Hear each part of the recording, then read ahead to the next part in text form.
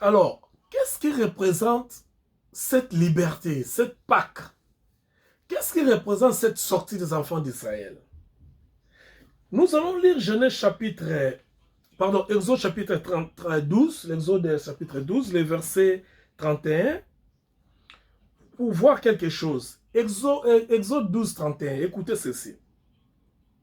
Dans la nuit même, Pharaon appela Moïse et Aaron et leur dit, levez-vous, sortez du milieu de mon peuple, vous et vos enfants et les enfants d'Israël, allez servir l'Éternel comme vous l'avez dit. Voyez, après que Pharaon ait vu la puissance de Dieu, la mort de tous les premiers-nés, il décida de libérer les enfants d'Israël. Il dira à Moïse et Aaron, levez-vous, prenez les enfants d'Israël, allez adorer l'Éternel, servez l'Éternel comme vous voulez. C'est ça le but de la rédemption. C'est ça le but de la liberté. C'est-à-dire, le Seigneur nous a franchis, non parce que nous sommes, je ne sais pas moi comment, mais c'est parce que, d'abord, il est fidèle à ses promesses, à ce que lui-même il avait dit, il doit certainement l'accomplir, mais aussi pour que nous ayons cette expérience pour nous permettre de pouvoir les servir. Parce que quand vous êtes en prison, quand vous êtes dans une situation difficile, quelqu'un vient vous tendre la main, vous lui serez reconnaissant. Et cette reconnaissance-là, dans les concepts ici, c'est les services qu'il devait rendre à Dieu. Parce que Dieu avait une mission. Je vous ai dit au début, le problème avec Dieu, c'était quoi? Viendra un moment, toutes les nations de la terre, quand vous lisez la promesse, la bénédiction sur Judas, c'est-à-dire, le Shiloh, quand il viendra, toutes les nations de la terre l'invoquera. Toutes les nations de la terre se retrouveront en lui. Alors, Dieu a préparé qu'il y aura un moment dans son plan où toutes les nations de la terre seront unies. Alors, puisqu'il y aura ce moment-là, il faut aussi préparer ce moment-là. Et pour préparer ce moment-là, il faut qu'il y ait d'abord un peuple qui va répandre la gloire de Dieu, qui va servir le Seigneur, qui va établir la loi de Dieu au travers des autres nations, qui permettront aussi aux autres nations de venir servir, de comprendre Dieu, de connaître Dieu et de venir le servir. D'avoir la connaissance de Dieu, d'avoir la profondeur du savoir à ce qui concerne Dieu, d'avoir ce que nous appelons l'intelligence de Dieu, la sagesse de Dieu, la façon dont l'homme doit vivre, la façon dont les gens doivent vivre dans la société. C'est ça le plan de Dieu. Alors il faut qu'il y ait quelqu'un qui doit accomplir cela. Et il avait choisi Israël. Alors le but, ce n'était pas qu'Israël soit libéré de l'Égypte, de l'esclavage de l'Égypte, qu'Israël sorte de l'église, mais le but était que Israël, par la puissance de Dieu, au travers de cette expérience, qu'ils comprennent que oui, nous servirons cet homme, nous servirons notre libérateur, nous servirons le Dieu de notre grand-père, nous servirons le Dieu de notre père. Sorry.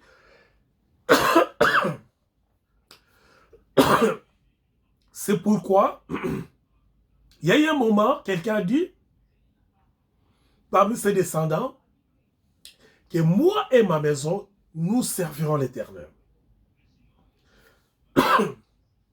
Parce qu'ils avaient cette expérience-là. Cette expérience était ancrée en eux. Comment ils étaient des esclaves et comment le Seigneur avait intervenu pour leur libération. Vous voyez? Donc c'est comme ça que les choses sont passées.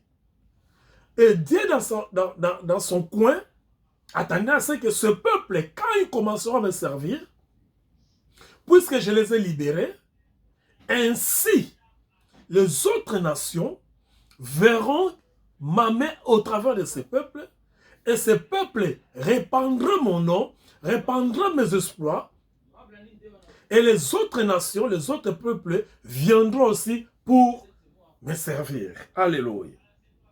Donc, ici, il y a la rédemption. Ici, au travers de la Pâque, il y a la rédemption. Voilà la raison pour laquelle, pendant qu'on célébrait la Pâque,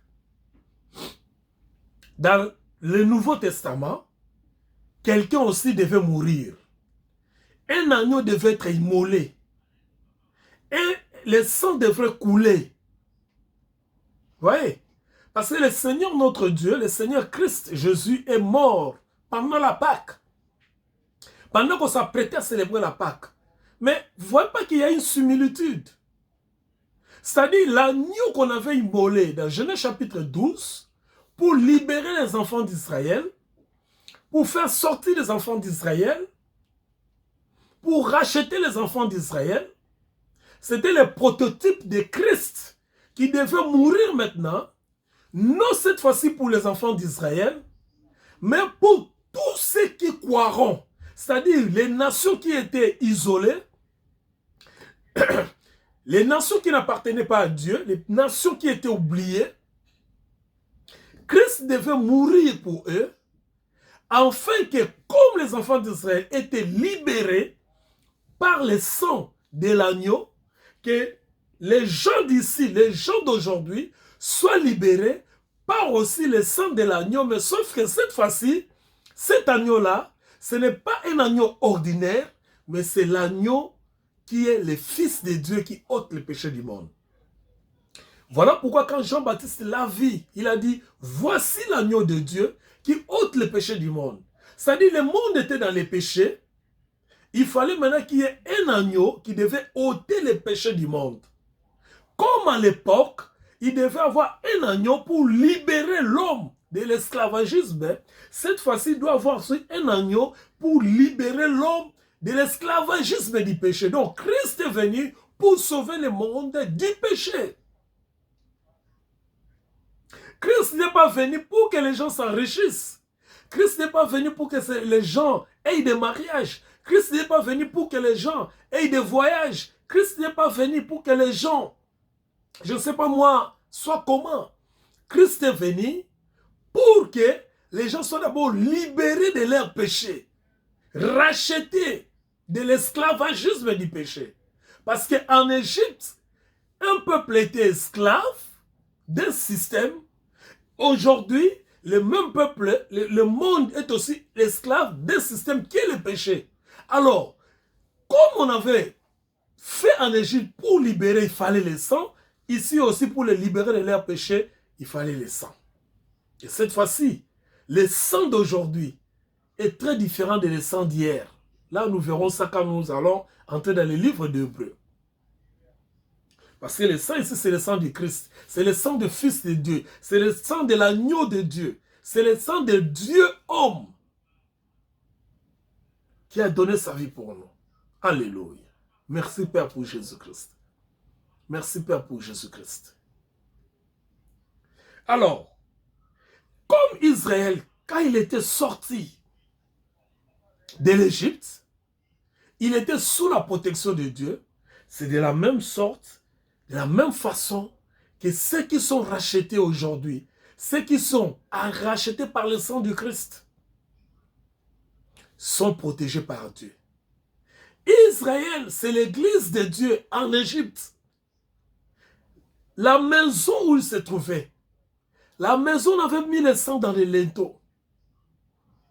C'est la même maison qui aujourd'hui nous appelons l'église. Alléluia.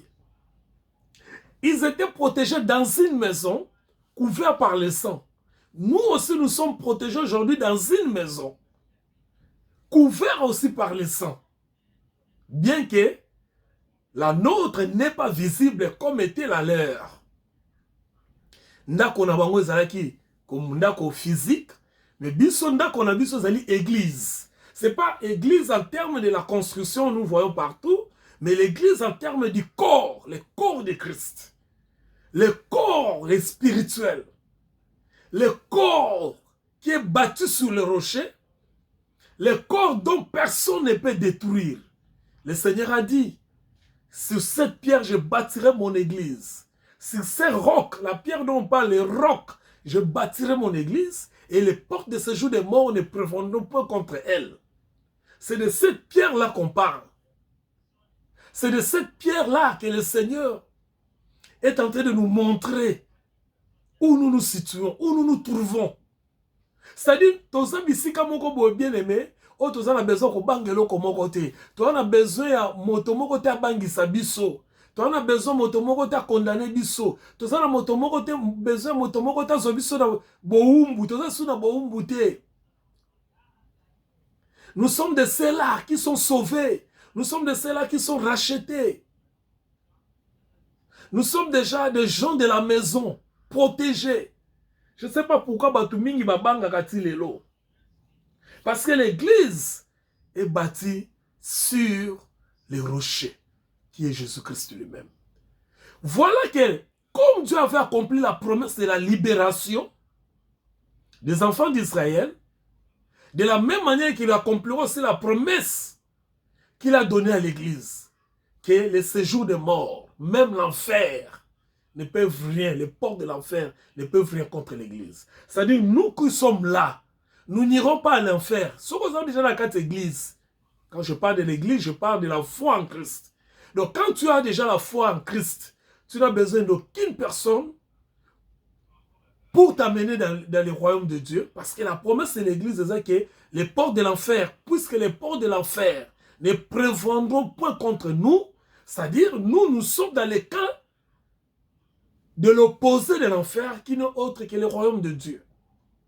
C'est pourquoi le Seigneur avait dit, quiconque croit en lui, Dieu a aimé le monde qu'il a donné son Fils unique, en fait que quiconque soit en lui, croit en lui, ne périsse point, mais qu'il y ait la vie éternelle. Ne périsse point. C'est-à-dire, nous sommes déjà dans la vie éternelle. Parce que nous avons crié. Parce que lui, il a dit, quiconque croit en lui, ne périsse point, mais qu'il y ait la vie éternelle. Qu'il y ait, verbe avoir, dans les parfaits. Qu'il y ait, c'est-à-dire, quand vous êtes dans le Fils, vous avez la vie éternelle, comme en Exode. Ceux qui avaient le sang dans leur linteau étaient dans l'église, ils étaient dans la maison. La mort ne pouvait pas les frapper. La mort ne pouvait pas les déranger. De la même manière que ceux qui sont aujourd'hui en Christ, ils sont déjà dans les royaumes. Donc nos vies à nous sont déjà, se situent déjà dans les royaumes de Dieu. C'est pourquoi nous n'avons pas besoin que quelqu'un nous dise que tu n'as pas besoin comme tout non, tu n'as pas. Quand tu te poses de telles questions, sache que tu n'es pas encore né de nouveau. Quand tu te poses de telles questions, sache que tu n'es pas encore en Jésus-Christ. Et voilà l'opportunité que nous vous accordons. D'accepter seulement Jésus-Christ dans votre vie. C'est aussi simple que ça. D'attacher votre foi à l'amour de Dieu qui est Jésus-Christ. Parce que là, tu ne poseras plus beaucoup de questions. Parce que tu es déjà là. Parce que lui, il avait dit. Tu es là comment? Non parce que moi, je le prêche, mais parce que lui, il avait dit. Donc, la foi chrétienne, ce n'est pas ce que nous voulons, ce que nous faisons, mais ce que lui l'avait dit et ce que lui l'accomplit. Alléluia. C'est ça, la beauté du christianisme. Elle réside à ce que lui avait dit. Pas à ce que nous avons demandé, à ce que nous avons voulu, mais ça réside à ce qu'il lui avait dit. Alléluia. Donc, nous sommes dans l'accomplissement aussi de sa promesse, qui est la vie éternelle. Maintenant, notre responsabilité, c'est quoi? Comme les enfants d'Israël, la Bible dit, Pharaon a dit à Moïse et Aaron, allez, partez pour servir votre Dieu. Nous aussi, puisque nous sommes déjà libérés, nous sommes déjà dans la vie éternelle, alors servons aussi le Seigneur. C'est ça le culte, c'est ce que nous appelons le culte. Nous lui rendons service. Quand nous donnons à manger aux pauvres, nous lui rendons service. Quand nous bénissons les pauvres, quand nous bénissons nos frères et sœurs, nous leur rendons service. Quand nous parlons de lui, nous lui rendons service. Quand nous donnons des témoignages, quand nous aimons les uns les autres, nous aimons les uns les autres, nous lui rendons service. Quand nous compatissons avec les faibles, nous lui rendons service. Quand nous nous sommes humbles, quand nous savons demander le pardon, quand nous savons dire je suis désolé, quand nous savons dire à notre frère, à notre soeur que je regrette ce qui est arrivé, pardonne-moi, je m'excuse. c'est alors que nous lui rendons service. Les gens pensent que pour lui rendre service, il faut être un protocole à l'église, il faut être un chantre à l'église, il faut être un prédicateur, il faut être, je ne sais pas moi. Non, tout ça, c'est aussi le service. Mais sachez que ce que vous faites aussi, puisque vous le faites en son nom, puisque votre cœur est rempli de joie de faire le bien, puisque votre cœur est juste, et vous voulez rendre justice, même aux plus faibles, sachez que vous êtes en train aussi de lui rendre service. Tout ce que vous faites, c'est pourquoi le Seigneur a dit quelque part. On lui a posé la question pour dire, quand est-ce que nous t'avons vu malade? Quand est-ce que nous t'avons vu en prison et que nous ne t'avons pas assisté? Le Seigneur a dit, ce que vous avez fait au plus petit, sachez-le que vous l'avez fait pour moi. Vous l'avez fait. Donc, oh, nous sommes ça pas à battre. Bon, là, nous sommes ça pas battre. Moutana nzalo pese lipa, moutana posa ma pese mai, moutana motaka pese bilamba. Nous sommes tant aux ali ko salango. Aux ali ko salango et pas encore service pour ça qu'on rende ngona. Ba o pe bazuli kabogote à sango malam, bazo rende pe service à sango malam. Ba o pe bazuli kabo par exemple ya koyemba, bazo rende pe service na koyemba. Ba o pe bazuli kabo ya ko beta mbonda, bazo ko beta pe mbonda pona lokumu na nzambe. Ba o pe bazuli kabo ya ko sala mo songolo protocole, je ne sais pas moi intercession ou bien je ne sais pas moi, bango pe bazuli kabo ya ko sala nzambe. Et tout cela ezali oyo kolaki c'est pas une biso ete Nzambe azap fidèle na ba promesse na ye. Voilà, bien-aimés dans le Seigneur, c'est ici que nous arrêtons avec la dispensation de la promesse. Retenez, bien-aimés, que nous avons des détails que nous n'avons pas pu parler parce que nous n'avions pas le temps. Nous avons seulement sélectionné les grandes lignes pour donner l'idée générale sur notre étude. Mais Dieu voulant, nous aurons le temps dans nos prédications, dans nos différentes prédications à venir, de parler un peu d'une manière générale dans les détails, c'est-à-dire dans ce que nous appelons la prédication. Parce que dans la prédication, c'est là où on parle de détails. Dans les enseignements comme ça, dans les études comme ça, on essaie un peu de prendre des grandes lignes pour gagner le temps, parce que je ne vais pas vous prendre tout votre temps. Je sais que votre temps est tellement précieux. Donc nous arrêtons ici, c'est ici où prend la fin la dispensation de la promesse, c'est-à-dire l'accomplissement de la promesse que Dieu a donnée à Abraham auprès de sa descendance. Ils étaient libérés, ils étaient partis, vous connaissez la suite de l'histoire, Babimi l'Égypte, Bakei, même si Pharaon mega kolanda bango, mais à Kokagite, Bakati mer rouge, Bageti, Bakene Kokoma la Kana. Attends bakote bango sauté na terre pour mi balé, il y a génération là, je suis na Caleb, vous connaissez l'histoire Bakota Gido, c'est-à-dire la promesse de Dieu s'est accomplie, la même chose. La similitude, la même chose. La génération, la dispensation, la promesse, Nzambe pesa ko konsame pas ina batonyo so. Oyo bandimi likabona Nzambe Yesu Masia. Et tango pa kozonga, tokozala toujours elongo na ye. Ata zongi sikoyo te. Tango biso tokotika mokili oyo, tokozala toujours na ye. C'est ça notre vie et c'est ça l'éternité. Et c'est comme ça que Dieu avait planifié. Que le Seigneur vous bénisse. Tokutana dimanche prochain, où nous allons commencer la 5e dispensation, qui n'est autre que la dispensation de la loi. La dispensation de la loi. Ezali koya. Bisika autre longola, ce que nous appelons en théologie les hérésies, erreurs doctrinales. Nous allons parler de la doctrine. Mais retenez que makambo et les cas dans l'Ancien Testament, ils allaient capone kolo moko, banana Israël. Yonangai tozaki Israël te. Biso tozaki bikolo, tozaki ba Israël te. O ele kaki, ezalaki pour Israël. Que le Seigneur vous bénisse. Nous allons nous revoir le dimanche prochain dans la dispensation de la loi. La dispensation de la loi, la 5e. Très merveilleux. Nous allons prendre des choses, nous allons expliquer des choses et Nzamba kofongola mayele na ya bonzambe pour nous sosola lisusu ke ya solo. Yesu asala musala munene. Jusqu'à ce que nous puissions nous revoir, que le Seigneur vous bénisse. Je vous aime beaucoup. Au nom de Jésus-Christ. Amen. Merci.